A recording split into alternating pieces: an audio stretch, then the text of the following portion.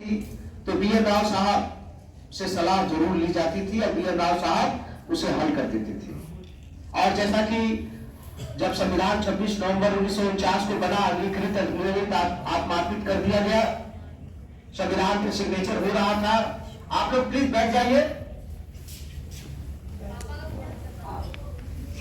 तो स्वाभाविक रूप से उस समय जब एक संविधान सभा के सदस्य ने डॉक्टर अंबेडकर की प्रशंसा करते हुए कहा कि आपके द्वारा संविधान सभा बनाया गया, तो डॉक्टर अंबेडकर ने कहा कि नहीं, मेरी मेहनत तो है ही है, मेरी मेहनत के साथ बी.एन. राव साहब और संविधान सभा के जो उपाध्यक्ष एस.सी. मुखर्जी साहब, एस.सी. मुखर्जी संविधान सभा के उपाध्यक्ष थे और उनके योगदान पर प्रकाश डाला।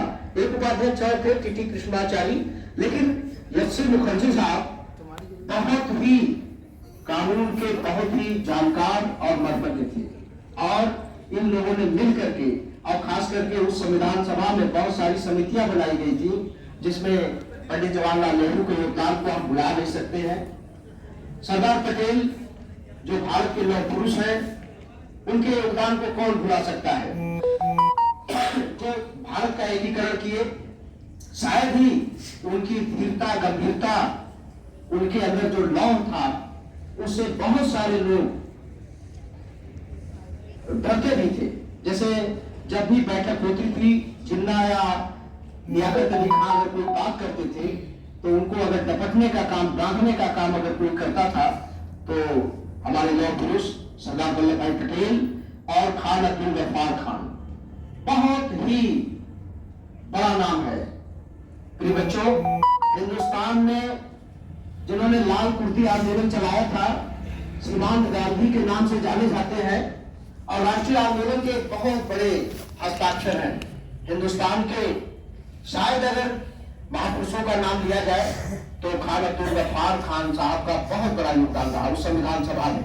और जब भी जिन्ना कोई उल जलूल बातें करते थे, तो खान अब्दुल गफ्फार खान साहब, हालांकि मौलाना अबुल कलाम आजाद से जिन्ना बहुत ही नफरत करता था, लेकिन खान अब्दुल गफ्फार खान जिसको चाहते थे उसको सही रास्ते पे ला देते थे।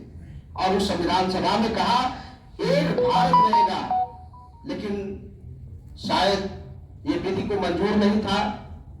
समय काल परिस्थितियां ऐसी थी कि भारत का विभाजन करना पड़ा और जो भारत विभाजित भारत हुआ, निसंदेह रूप से कोई नहीं चाहता था, लेकिन जिन्ना के जिद के आगे भारत को विभाजित करना पड़ा।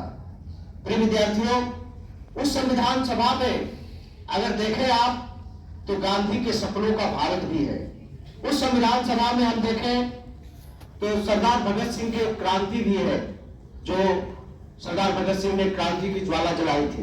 चंद्रशेखर आजाद, राजगुरु, राम प्रसाद बिस्मिल, अशफाक उल्लाह खां, जितने भी लोग थे, खुदीराम बोस से लेके सबकी उसमें नंदलाल बोस द्वारा चित्रकारी जो की गई है, जो ओरिजिनल संविधान है, उसमें सबके चित्र हैं और सबके जो वहां पे उन लोगों ने जो संविधान बनाने में अपना योगदान दिया है, उन लोगों का है।